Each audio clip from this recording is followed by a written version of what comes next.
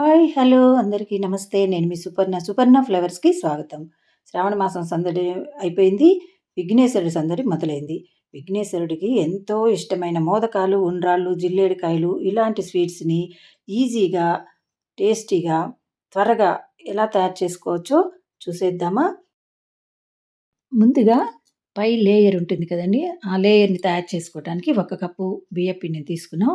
ఆ పిండిని పక్కన ప్లేట్‌లో పెట్టేసుకొని, అదే కప్పుతోటి వాటర్ తీసుకొని ప్యాన్‌లో పోసి మరిగించుకోవాలి.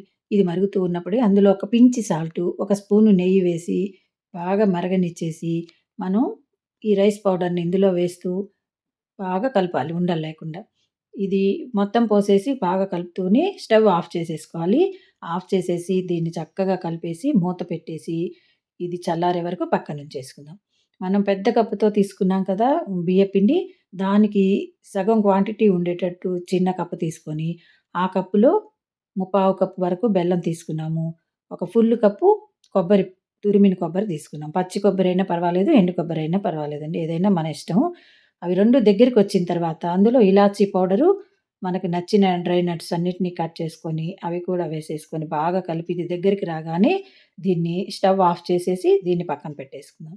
ఇప్పుడు మనం ముందుగా లేయర్ కోసం కలిపిన ఈ పిండిని, ఈ బియ్యపిండి బాగా కలుపుకోవాలి. ఒక 5 నిమిషాల పాటు ఇలా మర్దన చేస్తూ కలిపితే ఇది చాలా స్మూత్‌గా వస్తుంది. ఇది చేతికి కొంచెం అంటుకోకుండా ఉండాలంటే ఒక స్పూన్ నెయ్యి తీసుకొని పైనుంచి వేసి బాగా కలిపామంటే స్టిక్కీగా ఉండకుండా ఉంటుంది. ఇది పక్కన పెట్టేసుకొని, అందులోంచి చిన్న ముద్ద తీసుకొని, చేతికి కూడా కొంచెం నెయ్యి రాసుకుంటే అంటుకోకుండా ఉంటాయండి. ఇలా ప్రెస్ చేసిన తర్వాత, చేతులకి కొంచెం బియ్యపు పిండి అప్లై చేసుకొని, దీన్ని గిన్నెలాగా చేసుకోవాలి. ఇలా రౌండ్‌గా తిప్పుతూ గిన్నెలాగా తయారు చేసుకున్న తర్వాత, ఇందులో మనం ముందుగా ప్రిపేర్ చేసుకున్న ఈ కొబ్బరి పూర్ణాన్ని చిన్న ముద్ద తీసుకొని రౌండ్‌గా చేసేసి, ఈ గిన్నెకి మధ్యలో పెట్టేసి, చుట్టూతా ఈ లేయర్‌ని ఇలా ఫోల్డ్ చేసుకుంటూ ఈ క్లోజ్ చేయాలి దీన్ని. ఇది నిదానంగా చేయాలండి. హడావిడిగా చేశామంటే క్రాక్స్ వచ్చేస్తాయి. అందుకని నిదానంగా ఇలా ఫోల్డ్ చేసుకొని, ఈ పూర్ణాన్ని లోపలికి అదుముతూ దీన్ని క్లోజ్ చేయాలి. పూర్తిగా క్లోజ్ చేసిన తర్వాత రౌండ్‌గా అరచేతిలో పట్టుకొని మధ్యలో తిప్పామంటే మనకి రౌండ్‌గా వచ్చేస్తుంది. ఇది పక్కన పెట్టేసుకొని, ఈసారి కొంచెం పెద్ద ముద్ద తీసుకున్నాం. దీన్ని గట్టిగా ఉండే పాలిథీన్ కవర్ తీసుకొని, దాని మీద ఇలా ప్రెస్ చేస్తూ ఉంటే, కొంచెం చిన్న పూరి సైజ్ అంతా చేసుకోవాలి. ఇలా చేసుకున్న తర్వాత, మనం కొబ్బరి పూర్ణాన్ని ఈసారి రౌండ్‌గా కాకుండా సిలిండ్రికల్ షేప్‌లో చేసుకొని, ఒక అంచుకి దగ్గరలో పెట్టాలి. రెండే వైపు నుంచి క్లోజ్ చేసేయాలి. ఇలా స్లోగా తీసుకొని క్లోజ్ చేసేస్తే మనకి జిల్లేడికాయ రెడీ అయిపోతుంది. మనం అంచులు జిగ్‌జాగ్‌గా ఉన్నాయి కదా! అలా ఉంచుకున్నా అదొక మోడల్‌లాగా ఉంటుంది. లేదనుకుంటే చాక్‌తో కానీ, ఇలాంటి కట్టర్‌తో కానీ నీట్‌గా చుట్టూతా అంచులు కట్ చేసామంటే చిన్న జిల్లేడికాయ రౌండ్‌గా నీట్‌గా వచ్చేస్తుంది. ఇలా అయినా చేసుకోవచ్చు. ఇలా మనకి కావాల్సినవన్నీ ప్రిపేర్ చేసి పెట్టుకోవచ్చు. తర్వాత ఇప్పుడు అస్సలు గణేషునికి ఇష్టమైనవి మోదకాలు కదా! ఈ మోదకాన్ని తయారు చేసుకుందాం. ఇలాగే ముందుగా మనం ఇందాక చేసుకున్నట్టు గిన్నెలాగా చేసేసుకొని, అందులో మధ్యలో ఈ పూర్ణాన్ని పెట్టేసి, ఇలా అంచులన్నీ దగ్గరకనుకుంటూ క్లోజ్ చేయాలి. చేతిలో రౌండ్ తిప్పుకుంటూ ఉంటే అండి త్వరగా వచ్చేస్తుంది. ఇలా అంచులన్నీ క్లోజ్ చేసేసి, దగ్గరికి రాగానే వీటిని పూర్తిగా క్లోజ్ చేసేసి, ఇందాక మనం రౌండ్‌గా కావాలి కాబట్టి గుండ్రంగా తిప్పేసాం. ఇప్పుడు మనకు కొంచెం షార్ప్‌గా రావాలి పైకి మోదకానికి. అందుకని కొంచెం పైకి ఇలా పెట్టేసి, మనం స్పూన్‌తో కానీ, చాకుతో కానీ ఇలా నొక్కామంటే చక్కగా మోదకం షేప్ వచ్చేస్తుంది. మోదకాలు కూడా రెడీ అయిపోయినాయి కదా! మోదక ప్రియుడు అనే పేరు కూడా ఉంది కదండీ విఘ్నేశ్వరుడికి. అంత మంచి ఇష్టం అనమాట మోదకాలంటే విఘ్నేశ్వరుడికి. ఆ తర్వాత కుడుములనమాట. ఇవి రౌండ్‌గా చేసుకోవచ్చు. మన ఇష్టం అనమాట. ఇలా సిలిండ్రికల్‌గా చేసేసి ముందు దాన్ని ప్రెస్ చేసిన తర్వాత మధ్యలో పూర్ణాన్ని పెట్టుకోవాలి మళ్ళీ.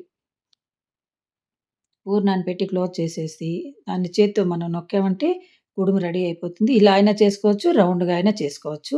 మన ఇష్టం అనమాట. ఇవే కాకుండా మనం గారెలు అవన్నీ కూడా చేస్తాం గదండీ! చక్కగా స్వీట్లు, హాట్లు త్వరగా రెడీ అయిపోతాయి. మనం మోదకాన్ని ఇందాక చేత్తో తయారు చేశాం కదా! అలా కాకుండా ఇలా మౌల్డ్స్ దొరుకుతాయండి. మౌల్డ్ గనుక దొరికిందంటే లోపల ముందు మనం లేయర్ పిండిని పెట్టేసి, నొక్కేసి తర్వాత ఈ పూర్ణాన్ని పెట్టి చిన్న పిండి ముద్ద తీసుకొని దాన్ని ఫ్లాట్‌గా చేసేసి క్లోజ్ చేసామంటే ఇది చక్కగా క్లోజ్ అయిపోతుంది. పూర్ణం లోపల ఉంటుంది. ఇప్పుడు దీన్ని మనం ఓపెన్ చేద్దాం. ఇలా ఓపెన్ చేసామంటే చక్కగా మోదకం వచ్చేసింది కదా! ఇది ఇంకా నీట్‌గా ఉంటుంది. ఇది దొరికితే ఈజీగా చేసేసుకోవచ్చు. ఇలా మనకి కావాల్సిన సైజుల్లో కావాల్సినన్ని రెడీ చేసేసి పెట్టుకోవాలి. ఈజీగా అయిపోయింది కదా చేయటం. ఇప్పుడు దీన్ని మనం ఆవిరి మీద ఉడికించుకోవాలి. ఇది కుడుము. ఇది జిల్లేడికాయ. వీటన్నిటిని రెడీ చేసి పెట్టుకున్న తర్వాత ఆవిరి మీద ఉడికించుకుందాం.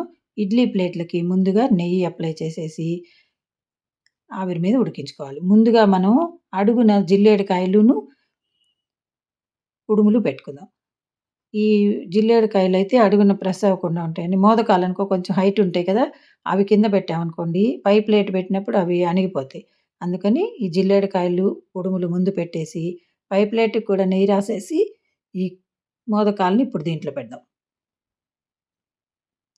విఘ్నేశ్వరుడికి ముందుగా వాళ్ళ అమ్మమ్మ గారు ఇవి చేసి పెట్టేదిటండి. ఆ తర్వాత పార్వతీదేవి కూడా ఇలా తయారు చేసి పెట్టింది. అందుకే ఆయనకి అంత ఇష్టం ఈ కుడుములు, ఉండ్రాళ్ళు అన్న. మీలో ఎవరికైనా విఘ్నేశ్వరుడి అమ్మమ్మ గారి పేరు ఎవరైనా తెలిస్తే ముందుగా నాకు మెసేజ్ పెట్టండి. మెసేజ్ పెట్టిన వాళ్ళ పేరు ముందుగా అనౌన్స్ చేద్దాం. ఇలా పెట్టి ఆవిరి మీద చక్కగా ఉడికించుకున్నామంటే ఉండ్రాళ్ళు, మోదకాలు రెడీ అయిపోయాయి. వీటిని గణేశునికి నైవేద్యంగా పెట్టేయొచ్చు. ఈజీగా అయిపోయింది కదా! అందులో డ్రై ఫ్రూట్స్ వేసి చేశాం కాబట్టి చాలా రుచిగా ఉంటాయి. పైగా ఇది ఆయిల్‌లో ఏమి ఫ్రై చేయలేదు. ఆవిరి మీద మాత్రమే ఉడికించాం కాబట్టి ఇందులో వేసిన ఇంగ్రీడియెంట్స్ కూడా అన్నీ హెల్తీ ఇంగ్రీడియెంట్సే. మంచి నేతి వాసనతోటి, కొబ్బరి, బెల్లం టేస్ట్ తోటి, డ్రై ఫ్రూట్స్ మధ్య మధ్యలో తగులుతూ చాలా చాలా రుచిగా ఉండే ఈ మోదకాలని విఘ్నేశ్వరుడికి నైవేద్యంగా పెట్టి, ఈ సంవత్సరం అంతా మనకి ఏ విఘ్నాలు లేకుండా నిర్విఘ్నంగా పనులన్నీ కొనసాగిపోవాలని కోరుకుంటూ విఘ్నేశ్వరుడికి సమర్పించుదాం. ఈ వీడియో నచ్చితే లైక్ చేయండి, కామెంట్ చేయండి, సబ్స్క్రైబ్ తప్పకుండా చేయండి. అలాగే షేర్ చేయటం కూడా మర్చిపోవద్దు. Thank you for watching.